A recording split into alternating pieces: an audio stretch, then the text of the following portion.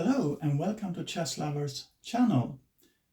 We have all heard the tragic news of Daniel Naroditsky's demise, 19th of October 2025.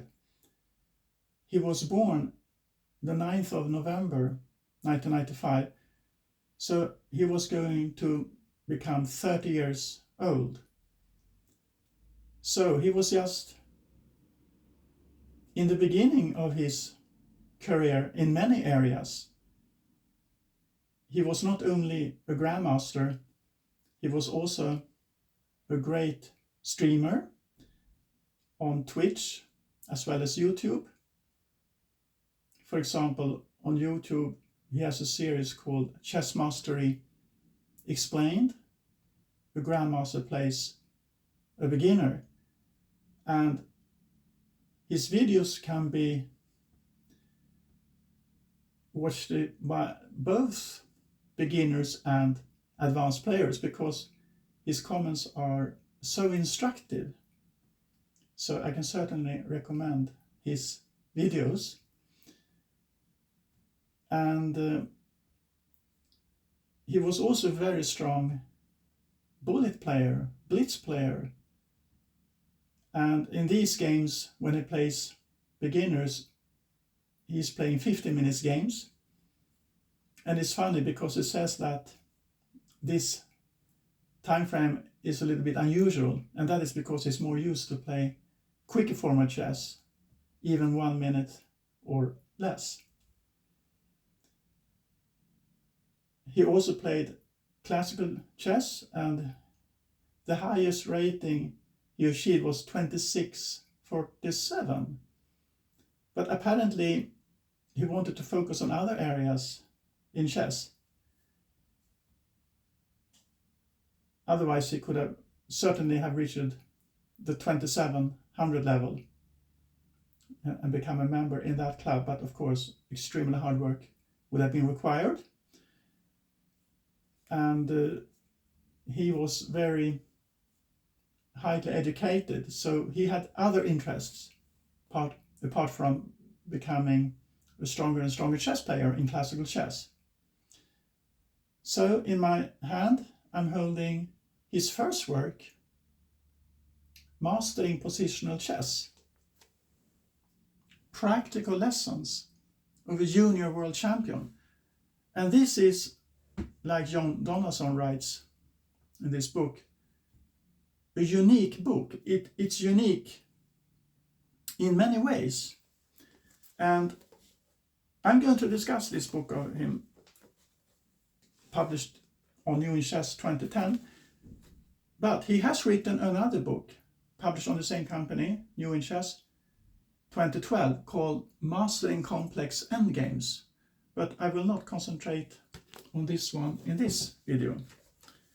So I will mainly talk about this book, which is a middle game book focusing on the positional area of the game. So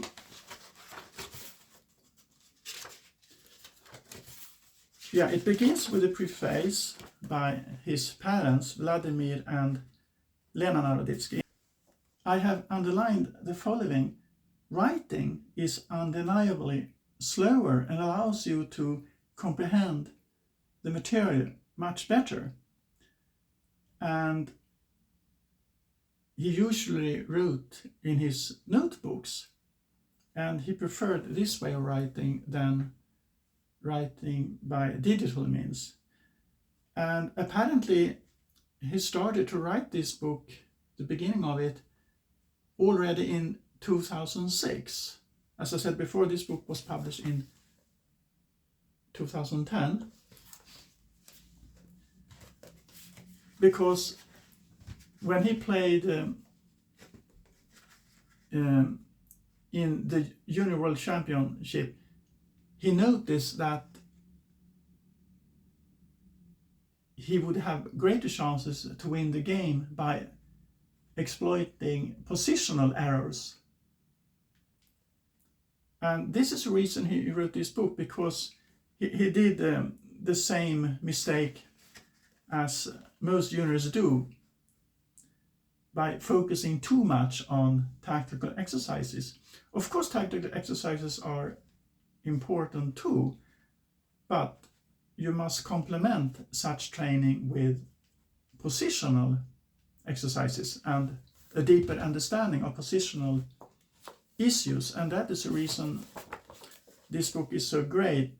It's really great for young players, I would say, to complement other chess training. The foreword has been written in this book by the American International Master John Donaldson. And the main reason he calls this book is as unique is because he was so young. Apparently he's the youngest player in history, because he was only 14 years old. I mean, he was born 1995 and the book was published in 2010. John Donaldson mentions other young authors, like for example Pomar, who wrote a book in Spanish. And he also mentions a book by Bobby Fischer, Games of Chess, but apparently they had a lot of help. So it's not certain how much did Pomar or Fischer really write. And apart from them, he mentions a book by Chandler, the Grandmaster from New Zealand, who also wrote a book which was privately published. And that book is hard to get because it was privately published. He also mentions Larry Evans, who wrote 2 books about the classical tournament in Vienna, 1922. And then he was 16 years old. Braunstein has written a book when he was 18 years old. Kostenjuk wrote a book as well, but then she was 17 years old. So Daniel Naroditsky holds a record for being the youngest author in chess history. And I must say, I'm very impressed of his work, because this is an advanced book.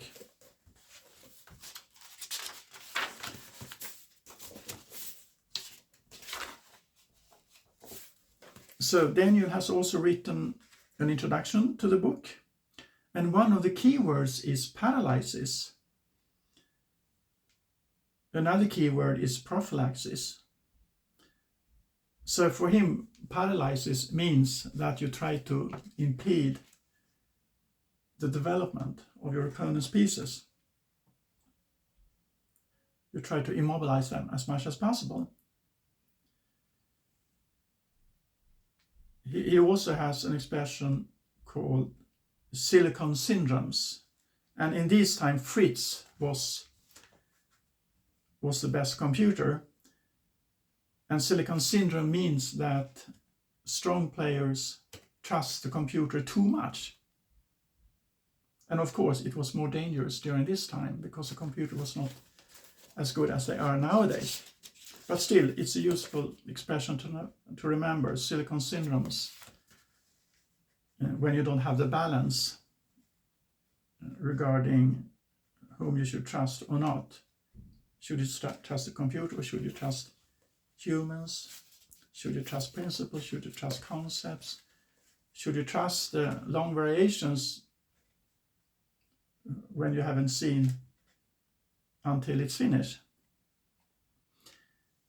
And the first chapter is actually about prophylaxis, and this is an expression origin with Nimzowitsch, and he also, Naroditsky gives credit to Nimzowitsch.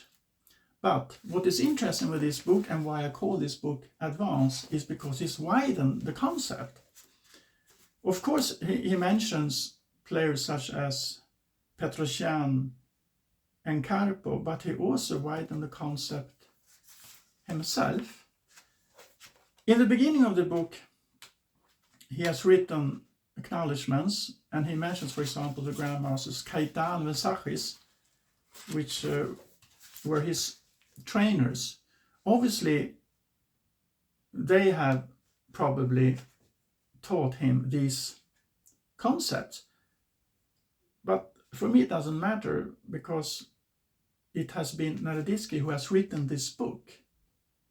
I don't know any book by Kaitan or Sachis dealing with these concepts. I mean, Sachis has wrote books about tactics, for example.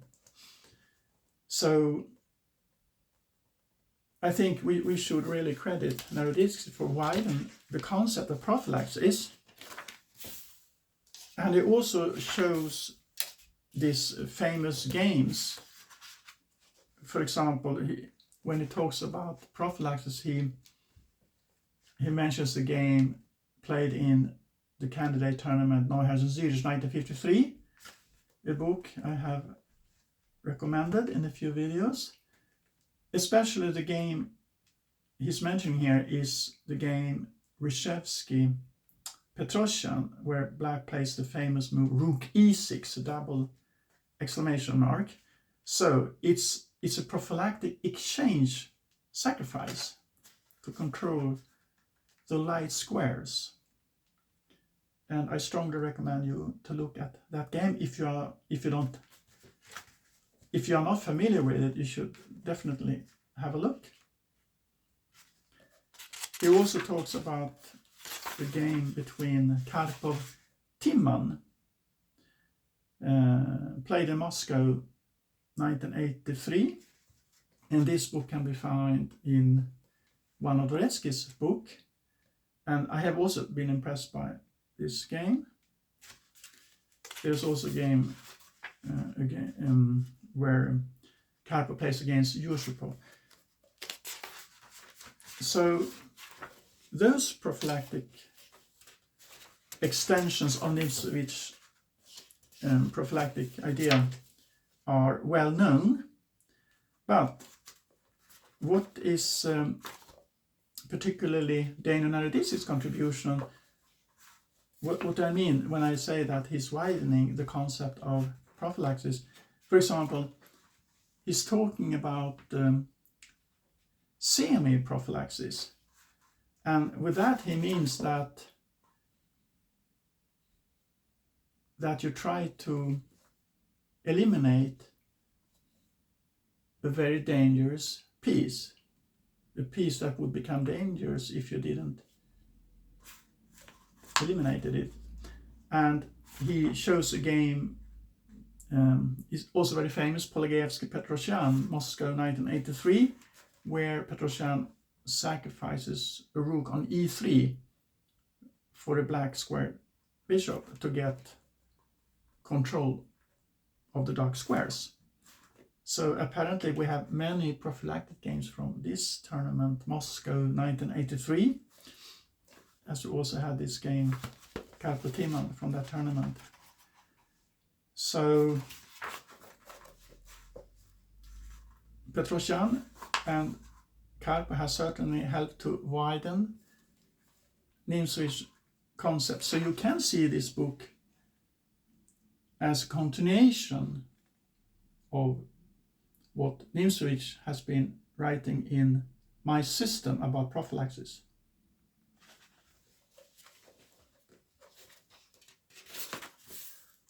He also talks about extreme prophylaxis. Then he means when you are forced to make a sacrifice to eliminate a very dangerous piece. So I like these expressions of him: semi-prophylaxis, extreme prophylaxis. So they are both dealing with the elimination of a hostile piece. So if you don't eliminate it, your position would be worse. And he also mentions a game where Dlugi is black and there is a hostile knight on h6 and Dlugi plays king g7 and white plays queen g3 check and Dlugi takes a knight on h6 and then his opponent plays queen e3 check, and Luger plays king h5, threatening a bishop on h4. That is what he means with extreme prophylaxis. So in this case it was the king who played the prophylactic idea. So his first chapter, Prophylaxis,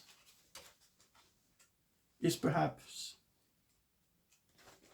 the best chapter in the book, but I like all his chapters. All his chapters are advanced. So chapter 1, Prophylaxis, and chapter 2 deals with defense in worse positions. And then I'm thinking about another recommendation of mine, which was a book by Keres and Kutov. In Swedish it's called The Art of Winning in Chess. And Keres had a very instructive chapter dealing with how to defend difficult positions. So his chapter can also be seen as an extension of Keres' chapter. Both the theme prophylaxis and the theme how to defend in difficult positions I regard as advanced concepts. So yeah, we are dealing with a high-level book, and he's only 14 years when he's writing it. So we can understand he became the junior world champion under 12. It's no accident. It was because of the notes he did connected to positional concepts and ideas. And presumably he learned them from the GMs and IMs he had as trainers, and whom he's given his acknowledgements in the beginning of the book.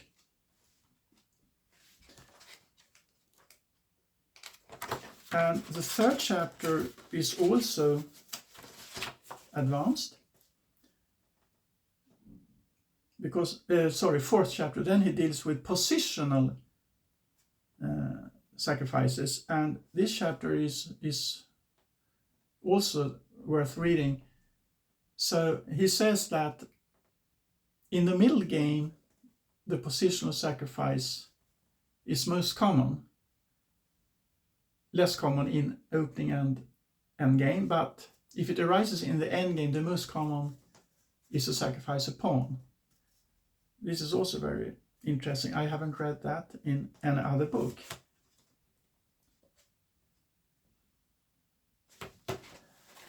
Then we can go on to the fifth chapter in the book.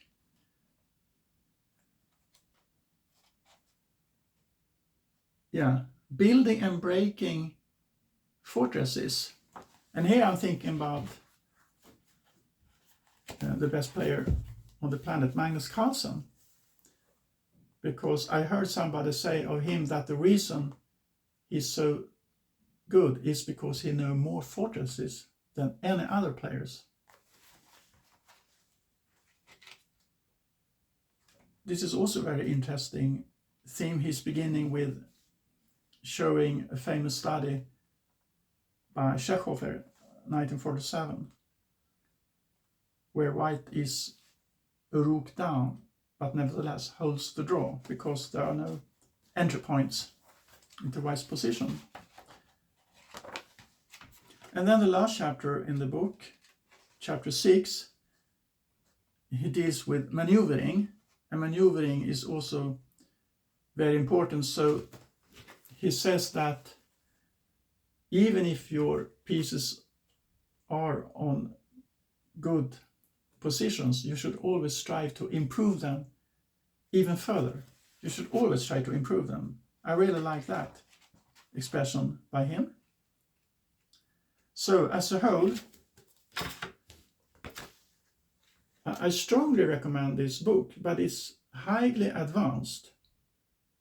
So I would say that you should have probably around 21 to 2200 before you read such a book.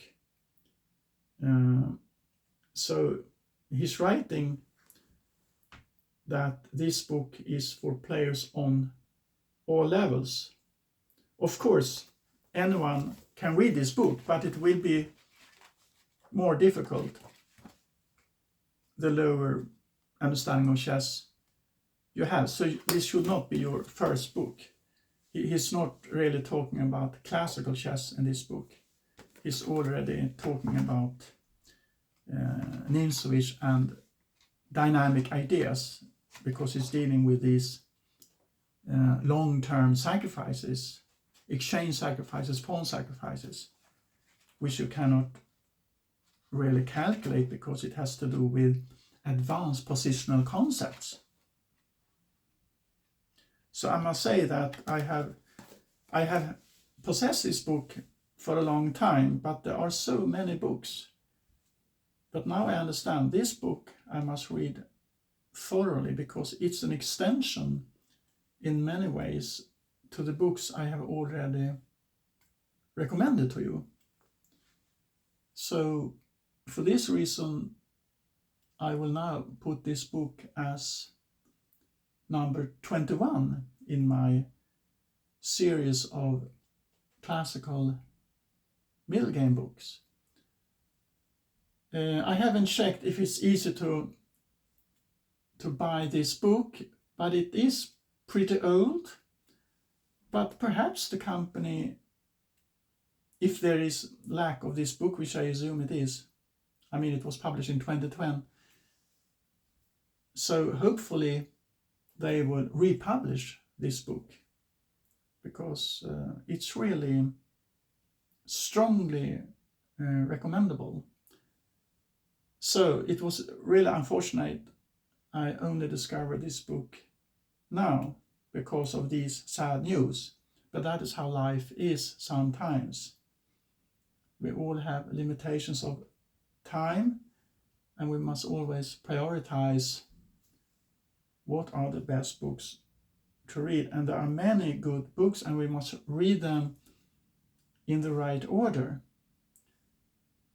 And this book should be read when you have a fundamental classical understanding of chess. Then this is a very good choice.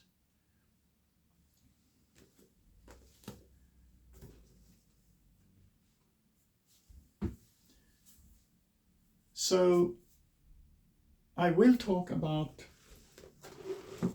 this book in a later clip. I imagine this is also a very interesting book. There are some sister books to this book, as I've already mentioned, by, we have books by Fleur, Cheryshev, Michal Chisin,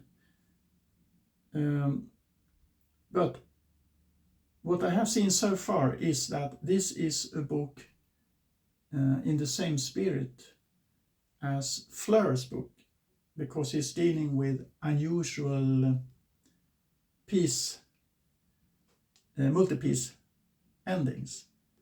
So I really look forward to talk about this book, which I will do in my next clip. Thank you.